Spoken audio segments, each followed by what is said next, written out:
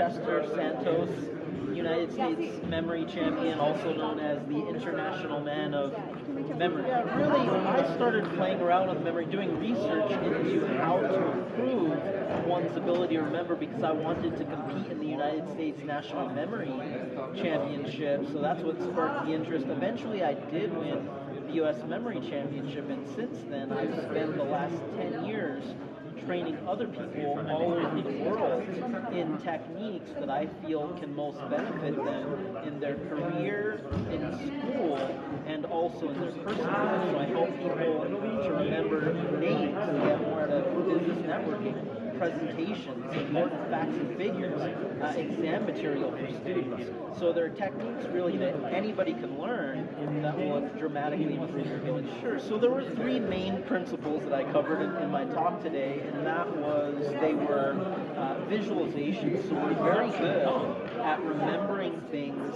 that we see. An example that I gave, we will see someone that we could have met years ago. A lot of times we remember their face. We know that we've met them before, but we can't seem to remember their name, right? It's a pretty common experience. And that's because when we're meeting people, we see their face. It is recorded to our visual memory, but we don't see the name, right? The name is something much more abstract in the brain. So one thing I teach people is turning names into images. So the name Mike might be a microphone, like a mic, right? So creating this visual makes things more memorable. Second thing I covered was try to utilize additional senses. So not just see it, but imagine you can smell it, taste it, touch it. Because when you do that, you're activating more areas of your brain. A third principle is to take advantage of the psychological aspect of human memory. That is, we tend to remember things that catch us by surprise, that are strange, unusual in some way, right? Probably things that you relate to. Yes, so try to turn things that would be important and useful for you to remember, like names, exam material, presentation, try to turn that into memorable imagery that you can relate to in one way. There's a lot of other things you can do from there, but that's some of the basic principles. I talked about it for an hour today, but those are the key points. I have a very important question that many men will love to hear and will like how to remember your wedding anniversary and your wife's birthday. Also, the other, anniversaries of the first time you took a coffee with her, the first time you smiled at her, how to remember that day. Yeah, so, there is, in terms of things like dates, things with numbers, there's a whole system you need to know that allows you to take number information and easily turn that into concrete images. But what I will say right now that doesn't take a lot of extensive training, is that when you start to train your memory in your mind with these techniques, you'll notice that you start to focus and pay more attention. Okay? It starts to become a habit, and that is huge in terms of remembering those types of things. There was a commercial one time that I saw on TV that I really enjoyed, and that was a waitress gave all of these specials, and one guy had no idea like what the specials were, but another guy repeated all back, and the woman was so attracted to him because she was like, wow, you know how to listen. And so the whole thing was like, women love men that listen, right? So when you get into this memory training, you're going to find you're going to listen more, you're going to focus more, and it will help you to remember things like that. Your wife will appreciate it. I hope so. Second thing is, now the technology has made us not to think, not to remember. It's easier to put on the calendar, wedding anniversary, to put the telephone. So when I was young, I remember all telephones. I have it in my mind. You have to have it to die. Now you only have to push a button. You don't have to remember where to put it. You have to put it on call it. But I bet you remember your house telephone number when you were a kid.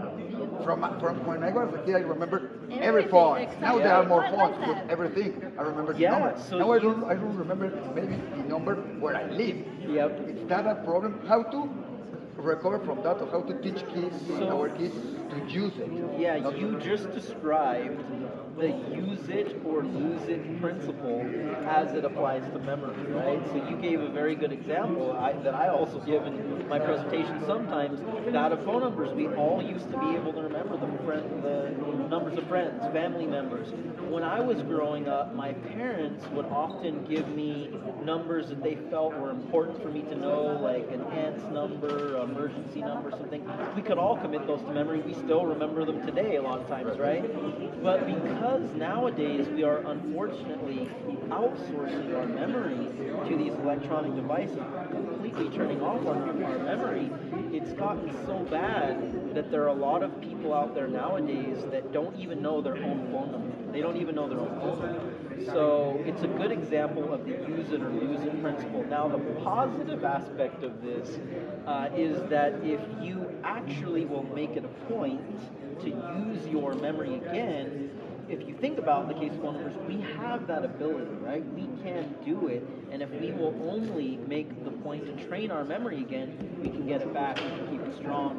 And what I teach are techniques that make it actually really easy and pretty fun for people to do this, so it encourages you to use your memory more and more. Wow, super interesting. Well, I don't know if Zach, you have any other questions? Just how was the impression of Decay of Knowledge?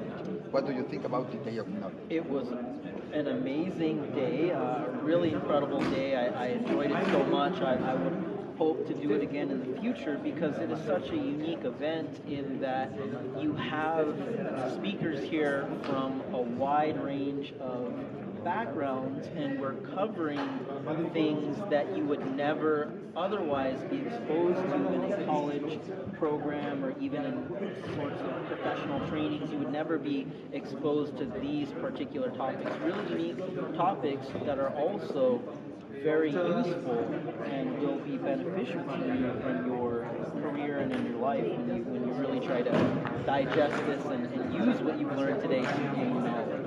I'm sure we will remember today. More after hearing you, we will remember it a little bit more. Thank you. Yeah. Thank you so much. Amigos de Somos Live y del Diario Judío, buenas tardes. Estamos el día de hoy en Day of Knowledge, el Día del Conocimiento. Este es un evento que reúne a conferencistas de todas partes del mundo con temas muy interesantes en relación al conocimiento, el cerebro y cómo funciona. Y al día de hoy está con nosotros Nicole. Nicole, just I'm going to read your last name. Just to say it right, Garneau. Is that right? Garneau. Garneau. Okay, perfect. Okay, I'm going to let Nicole introduce herself and tell us a little bit of her background and what's her magic. Okay, ¿Inglés o...? Yeah, Sí. just a little bit of your background. Okay, And, or español, I know. I mean, you're expert in terms of food and tastes and sensations. See, I am a scientist that studies how DNA affects people's ability to taste. Okay. And in doing so, I have found the world open up in terms of understanding the way that our senses play a role in how we perceive the world around us. Okay, that's interesting. So I had a chance to listen to your conference. It's pretty neat because we are not aware of how our genetics or how even the education our parents gave us is so determines the way we perceive. So why don't you tell us a little bit more about this? Yeah, so what I'd like people to take away is that your DNA is not everything. You're more than that. And so there's this balance between nature and nurture. So what you get that you can't change, and then what you get through your experiences in life. And you're a combination of both those things, which is why nobody's like you in the whole world. Right. The idea then, when you understand the mindfulness about how your body works, you can change things like your nutrition because you can understand your behaviors. And you might also then be able to think about how you can change other interactions you're having, other behaviors you have. And instead of just being like, go down the same path, the same habit, you can actually think about, well, how could I stop that, think about it, and maybe I want a different outcome. And you have the ability to do that. And we forget that sometimes. So somehow reprogramming yourself? It's kind of more than reprogramming, it's just stopping and paying attention. Okay.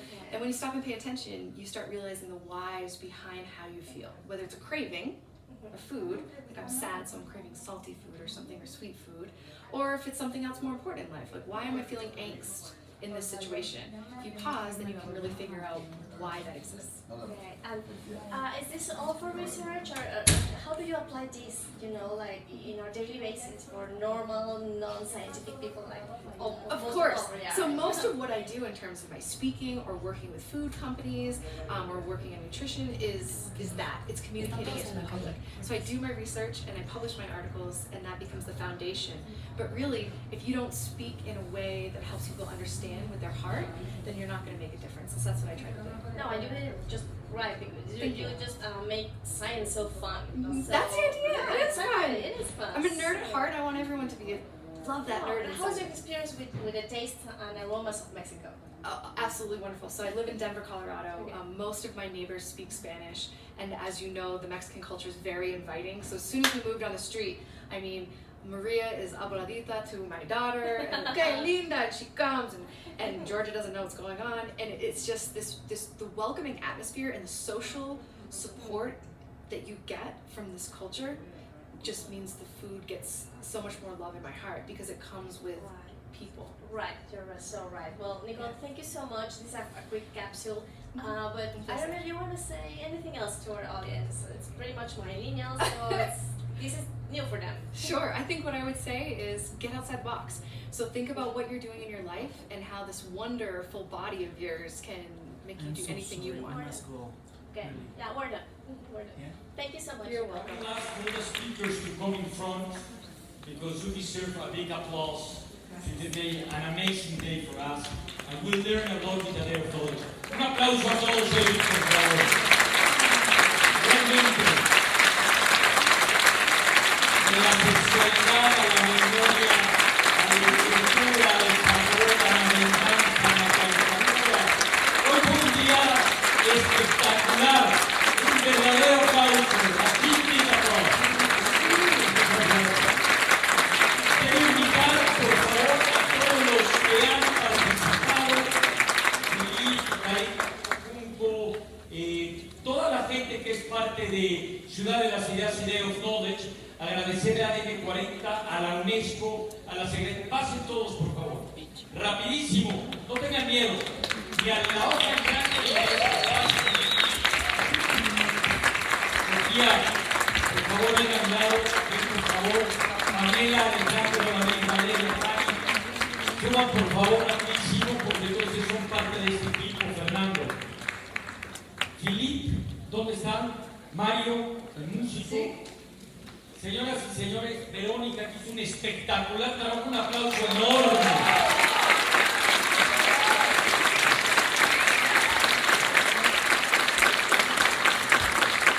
Pamela, Fanny, Alejandro, Valeria, también se merecen un aplauso. Son mis hijos, son mi familia. Filip, gracias. Señoras y señores, esto que fue un día es un regalo para ustedes.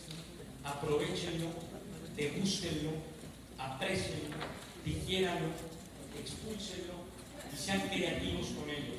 Porque probablemente, no estoy seguro, el sentido y significado de la vida es vivir experiencias infinitamente intensas que nos hagan desdoblarnos, recrearnos, reinventarnos y ser más y mejores. Gracias por este día. Nos vemos el 29 de septiembre. Gracias.